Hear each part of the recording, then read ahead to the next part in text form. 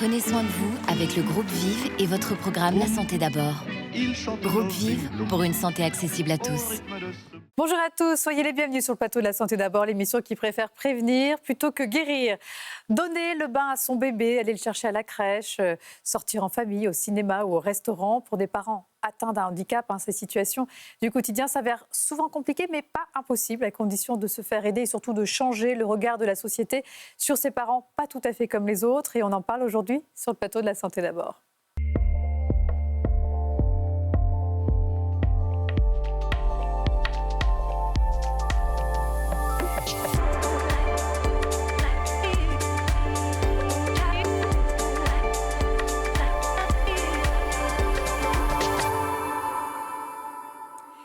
Le handicap toucherait 12 millions de personnes en France, soit 18% de la population française. La question de l'inclusion est donc un enjeu majeur pour les associations et le gouvernement. Et plus encore, la question du handicap et de la parentalité.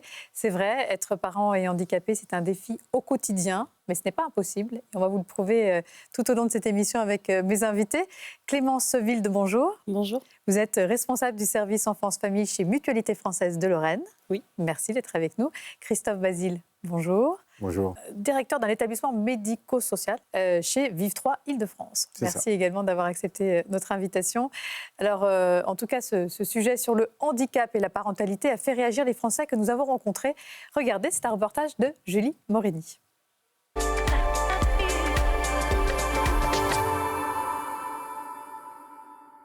Alors la proportion de personnes en situation de handicap en France, je pense que je l'imagine entre 7 et 15%.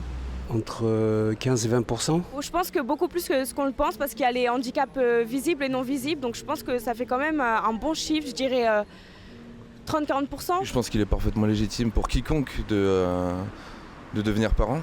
Et donc que les gens soient en situation de handicap ou non. J'ai pas mon avis à donner vu que c'est un droit. Au contraire, ça peut justement être encore mieux parce que je pense qu'ils ont une valeur de la vie différente de la nôtre. J'ai une amie qui est sourde. Donc ils le savent depuis leur enfance et ils s'adaptent parfaitement. J'ai l'impression que ça ouvre un peu plus les enfants à regarder autour d'eux et puis à accepter les différences, quoi. Suivant le handicap qu'on a, c'est très difficile pour moi de faire des enfants.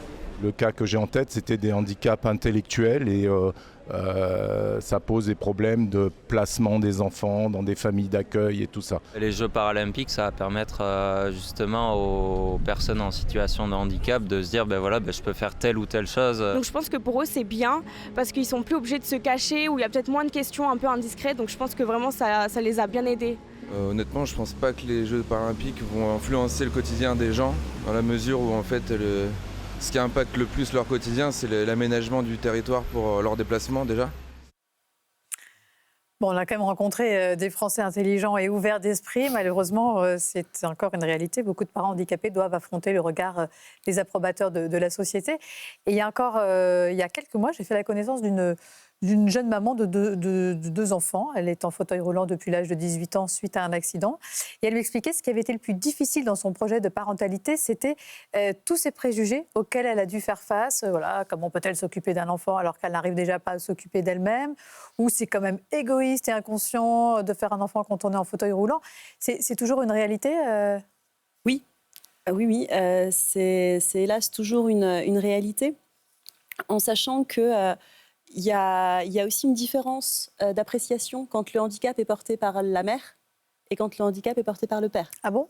Oui, on a toujours tendance à se dire mon Dieu, une maman en situation de handicap, comment va-t-elle faire? Un papa en situation de handicap, ça va, il y a la maman. Vous me confirmez ça? Oui, absolument, et c'est vrai que parmi les préjugés qu'on entend les plus couramment, c'est le fait d'avoir peut-être une faible capacité au motif qu'on serait en situation de handicap. Voire même, et on l'a entendu dans le sujet, presque une suspicion de danger ou d'insécurité pour l'enfant, alors qu'en situation de handicap ou pas, le parent en devenir, en fait, va apprendre, va cheminer et va rencontrer son enfant. Finalement, c'est dans cette interaction que ça va se déployer au mieux. Et puis, tout ça s'inscrit dans un environnement, il y a des soutiens, il y a de l'entourage. Donc, finalement, comme dans toute famille, on traverse des petites difficultés, mais aussi des grands moments de bonheur. Mais dans le reportage, il y a une jeune fille qui le dit très bien. Elle dit que ce sont même des meilleurs parents presque que les autres parce qu'ils ont conscience de la valeur de la vie. Donc, ils vont peut-être s'investir encore plus dans cette relation parent-enfant. D'ailleurs, toutes les études le montrent, il n'y a pas de corrélation entre le handicap des parents et le bien-être et la qualité de la relation parent-enfant. Tout à fait. L'un des éléments qui est important, c'est qu'il y a une très grande variabilité de handicap. Tous les handicaps ne se ressemblent pas. Et puis, ils vont avoir des expressions différentes au sein d'environnements différents. Donc, en fait, ce n'est pas tellement une approche centrée sur le handicap lui-même, mais c'est finalement en rapport avec l'environnement. Et c'est là que le handicap s'exprime ou pas. Et c'est là qu'il contrevient à l'autonomie ou pas. En tout cas, il est important de rappeler que le droit à la parentalité est un droit universel. Hein. Absolument. Ça, je pense que... Est-ce qu'on a des chiffres sur le nombre de parents en situation de handicap en France ? Non. Non. On n'a pas. Alors, il y a quand même une étude réalisée au Royaume-Uni qui a révélé que 45% des femmes en situation de handicap ont des enfants, contre 80% des femmes sans handicap. Donc, ce chiffre montre quand même une différence notable. Autre chiffre à retenir, selon les enquêtes menées par des associations comme l'APF, près de 70% des personnes handicapées souhaitent avoir des enfants. Comment déjà changer le regard de la société sur ces parents handicapés qui, bien accompagnés, sont, on l'a dit, aussi capables que les autres d'assurer leur fonction de père ou de mère ? Alors, pour le coup, c'est le propre de la raison d'être des établissements comme les nôtres, à savoir de contribuer à ce travail-là. Alors, d'abord, en tout premier lieu, pour les familles, pour les accompagner, pour celles qui en ont une demande, pour celles qui ont un besoin, en transmission, de compensation, d'adaptation. Mais très souvent, il s'agit aussi juste de réassurance et simplement d'éprouver, d'expérimenter, de se mettre un peu en situation. Et puis, on contribue également à travailler avec ce que nous, on appelle les partenaires du droit commun, c'est-à-dire tous les services de proximité, je pense aux sages-femmes de ville, les maternités, pour pouvoir travailler ensemble. Mais est-ce qu'il n'y aurait pas aujourd'hui quand même un manque de formation de certains professionnels de santé, du social, qui ne vont pas toujours accompagner comme ils le devraient ces parents handicapés, ce qui peut aboutir parfois à des situations un petit peu humiliantes, hein. J'ai par exemple l'exemple d'un papa malvoyant que personne n'assiste pendant l'échographie de son bébé. Il y a ou une maman qui a des problèmes d'élocution et c'est vrai qu'elle va voir la maîtresse de son enfant et que la maîtresse va s'adresser à l'enfant et non pas directement à la maman. En fait, effectivement, il y a tout un accompagnement des professionnels, mais aussi de la société. Hein. Il faut que tout le monde puisse faire un pas de côté. Encore une fois, je le rappelle, le handicap, c'est un contexte qui nous met en situation de handicap. Un parent en fauteuil roulant, il sera en situation de handicap quand peut-être il va falloir promener un enfant en poussette. Il ne va pas du tout l'être quand il va falloir donner son biberon à un enfant. Tout comme il va être en situation de handicap quand il va falloir monter des escaliers, mais ne pas l'être quand il va falloir prendre un ascenseur. Donc c'est vraiment une question de perspective, de regard sur les choses.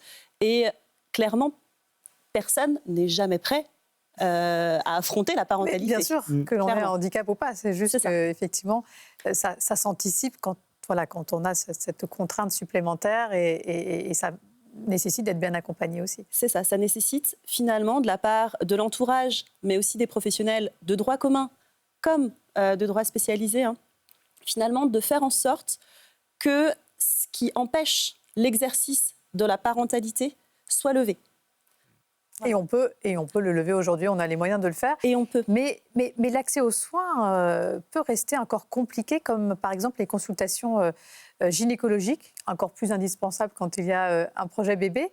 Selon une étude menée en 2017 par l'Agence régionale de santé d'Île-de-France, seulement 58% des femmes en situation de handicap disent avoir un suivi gynécologique contre 77% des femmes en général. Alors, comment l'expliquer ? Je ne sais pas, peur des préjugés sur leur vie sexuelle, manque d'accessibilité de certains cabinets gynécologiques. C'est vrai que les raisons ne manquent pas, mais il existe aujourd'hui un dispositif spécifique baptisé Handigynéco qui répond aux besoins particuliers de ces femmes. Regardez.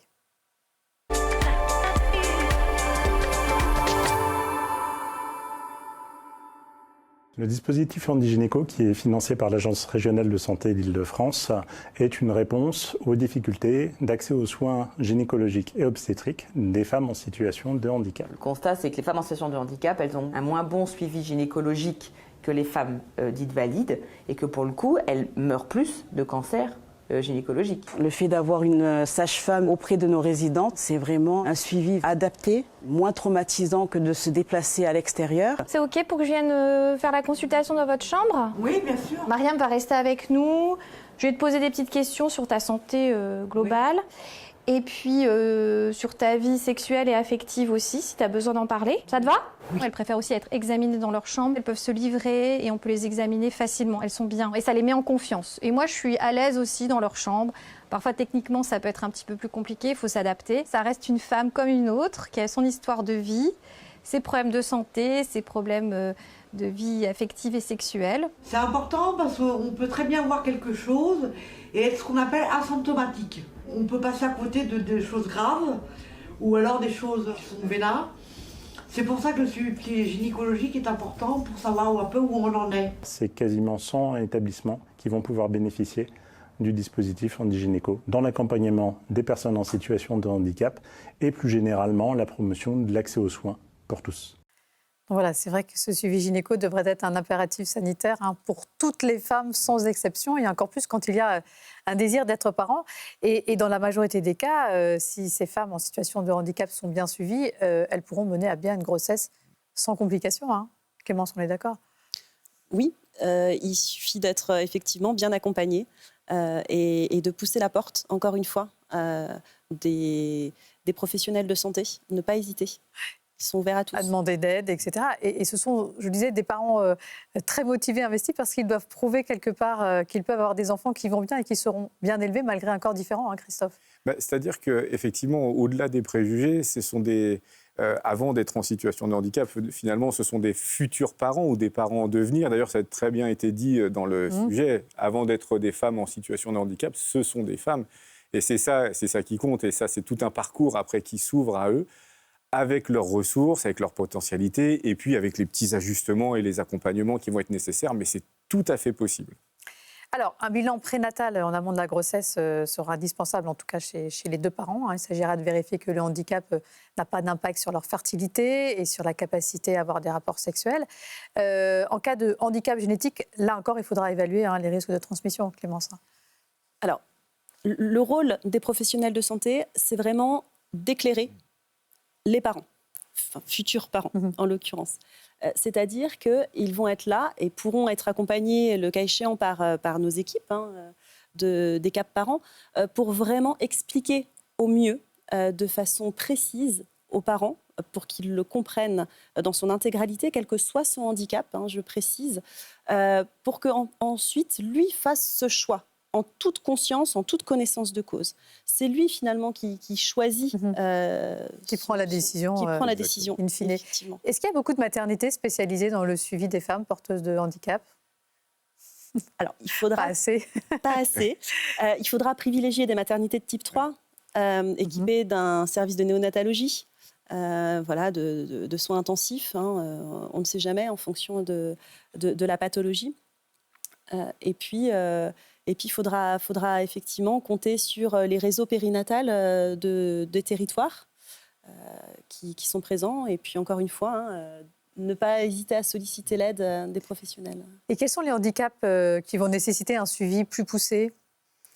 Alors là, c'est pas tellement en termes de handicap en soi, finalement, parce qu'il y a autant d'expressions de handicap que de handicap, mais c'est plutôt à chaque fois des situations individualisées et à handicap équivalent. Chaque cas est particulier, bien sûr. Exactement, on peut avoir des expressions différentes. Non, il s'agit vraiment de pouvoir avoir une approche un petit peu globale, de voir un petit peu la situation familiale au sein de son environnement, quelles sont ses ressources, quels sont ses besoins, et de pouvoir justement travailler dans cet accompagnement-là.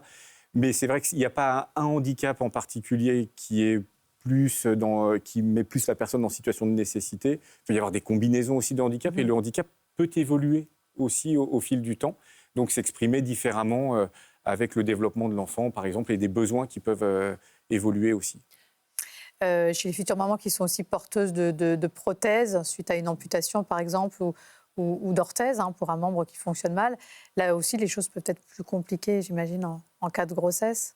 On peut avoir des œdèmes, ça peut être du coup compliqué de fixer la prothèse. Enfin, comme vous le disiez, chaque cas est particulier, mais... Il faut savoir que les parents sont la meilleure ressource en la matière. C'est-à-dire qu'ils les personnes en situation de handicap, en fonction des situations, trouvent des compensations à ce handicap et seront le meilleur interlocuteur pour savoir ce qui leur correspond le mieux. Donc il faut leur faire confiance. Il faut leur faire confiance et il faut qu'ils se fassent confiance aussi. Et il faut vraiment capitaliser dessus, en fait. C'est vraiment là-dessus qu'après, le corps médical, médico-social, la famille doit tricoter une solution. Bon, il faudrait aussi quand même que les établissements dans lesquels ces personnes seront suivies disposent d'un équipement adapté. Je pense tout simplement aux balances, aux tables d'auscultation, ce qui n'est pas forcément le cas dans tous les centres de soins. Hein. Il faut surtout qu'elles accompagnent la préparation.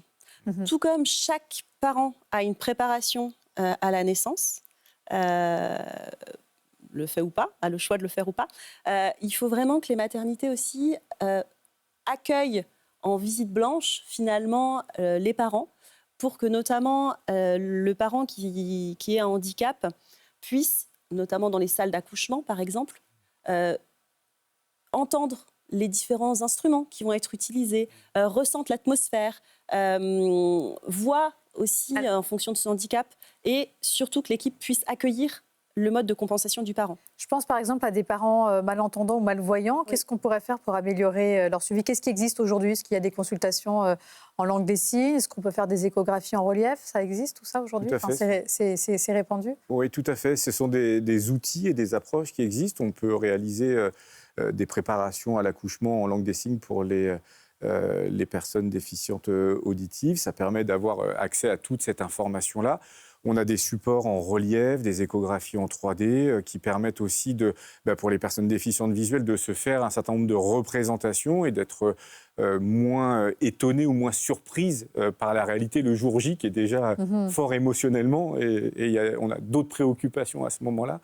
Et puis, effectivement, comme le disait Clément, c'est aussi tout le travail que les SAPPH Cap Parents proposent. C'est-à-dire que c'est tout ce travail un petit peu de préparation globale sur ce que va être l'anticipation, les mises en place et puis tous les réajustements qui vont être nécessaires au fur et à mesure de cette découverte.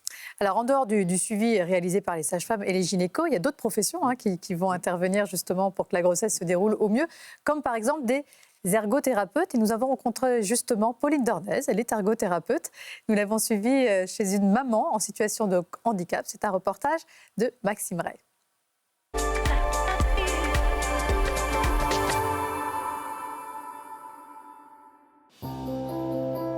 Je suis ergothérapeute au SAPPH, donc c'est le service d'accompagnement à la parentalité des personnes en situation de handicap. On accompagne des parents en situation de handicap moteur, visuel et depuis peu à la déficience intellectuelle. Aujourd'hui, on va aller voir une dame qui habite en Île-de-France, qui est enceinte et il y a des questions un petit peu sur comment aménager son domicile.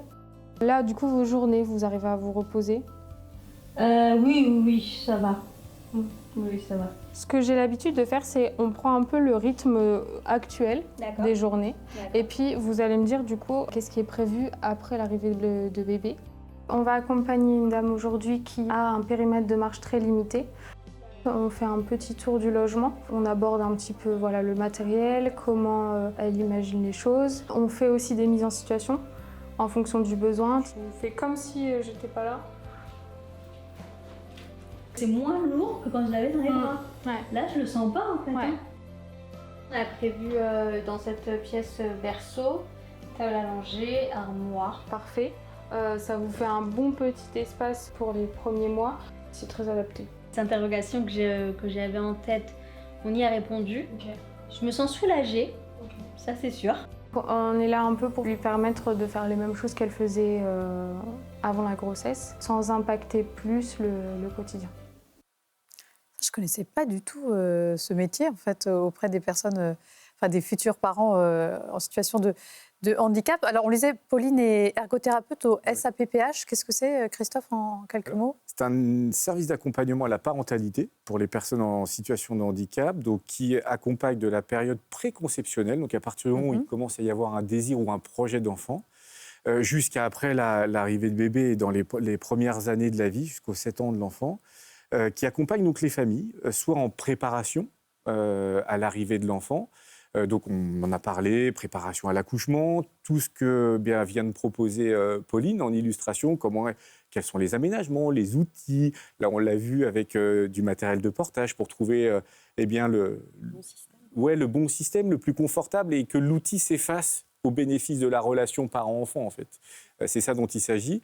Et c'est un service qui a aussi des infirmières puéricultrices, qui a une éducatrice de jeunes enfants, psychologue, assistante sociale, parce que la dimension sociale est aussi très importante, une sage-femme également, qui sont autant de professionnels qui accompagnent la famille dans ce projet-là.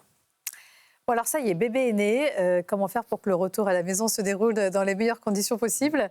Bien là encore, il faut anticiper dès le début de la grossesse. Alors, quelles sont les premières difficultés que les parents peuvent rencontrer lors des premiers mois de bébé? Qu'est-ce qu'il faut justement anticiper?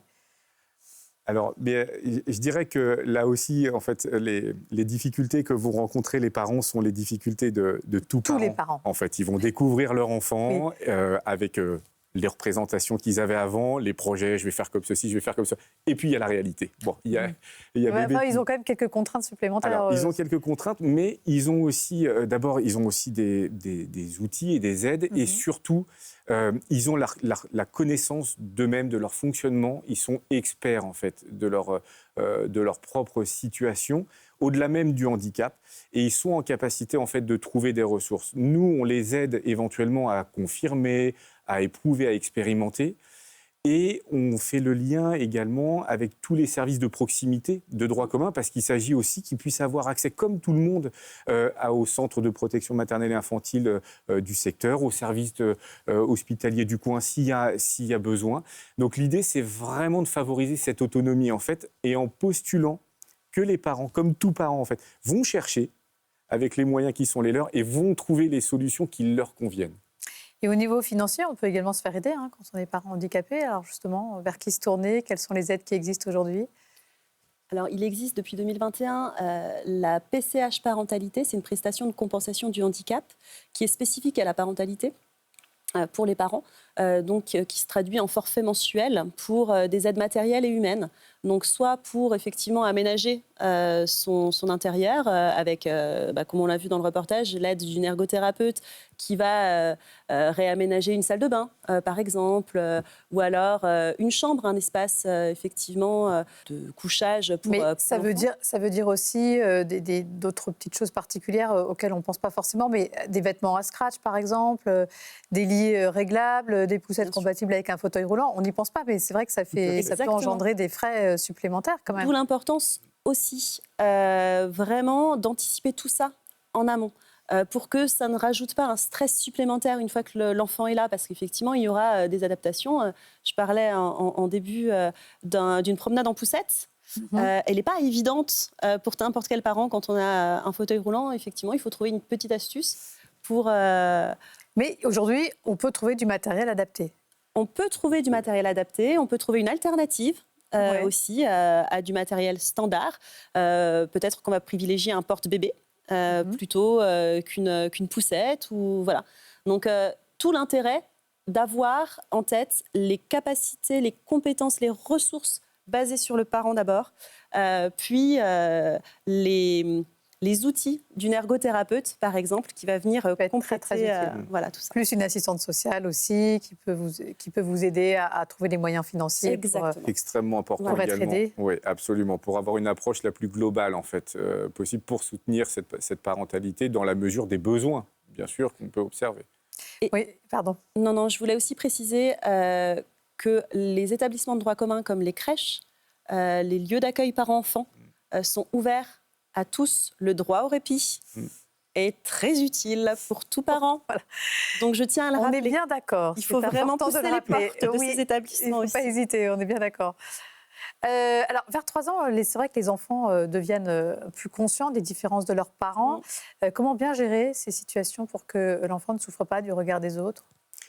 Alors là, il s'agit essentiellement déjà de mettre des mots, en fait, de pouvoir le parler et échanger, en fait, finalement.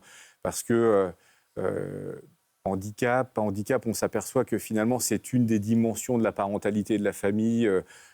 Chaque famille a son propre parcours, a disons, sa configuration quand on est parent solo, pas parent solo, etc. Donc, en fait, on s'aperçoit qu'il y a autant de configurations que de situations elles-mêmes. Et dans ce type de parentalité, eh bien, il s'agit avant tout d'en parler, de pouvoir parler dans la famille, au sein de la famille, très tranquillement, et puis de pouvoir aussi échanger avec les différents interlocuteurs. On parlait des lieux d'accueil de jeunes enfants, on va parler de l'école un petit peu plus tard, de pouvoir simplement, très tranquillement en échanger et de dire, voilà ce qu'on peut faire, quels sont éventuellement les besoins, de trouver les adaptations quand c'est nécessaire.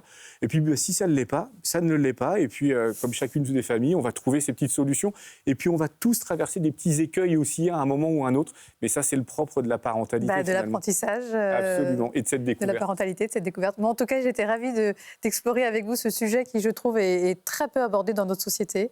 Et il y a beaucoup de choses à raconter. Donc, un grand merci à tous les deux. Donc, ce qu'il faut retenir, c'est que le soutien des professionnels de santé, des services sociaux et des politiques d'inclusion est vraiment crucial pour aider les personnes en situation de handicap à devenir parents. Les études ont montré que les parents handicapés qui bénéficiaient d'un soutien étaient plus susceptibles de réussir à concevoir et à élever des enfants. Et puis, il faut faire passer des messages. Les personnes en situation de handicap sont des parents comme les autres. Ils ont juste besoin d'être un peu plus soutenus que les autres. Voilà, et toute une question, comme vous le disiez très bien, d'anticipation. Donc, merci à tous les deux. Merci à tous ceux qui m'ont aidé à préparer cette émission. Merci à vous de nous avoir suivis. Et je vous donne rendez-vous très bientôt pour un prochain numéro de La Santé d'abord. D'ici là, prenez soin de vous.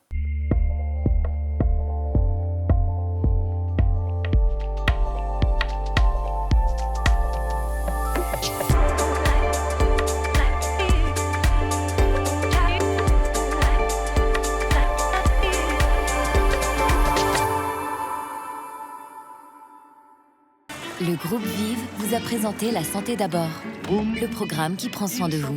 Groupe Vive pour une santé accessible à tous.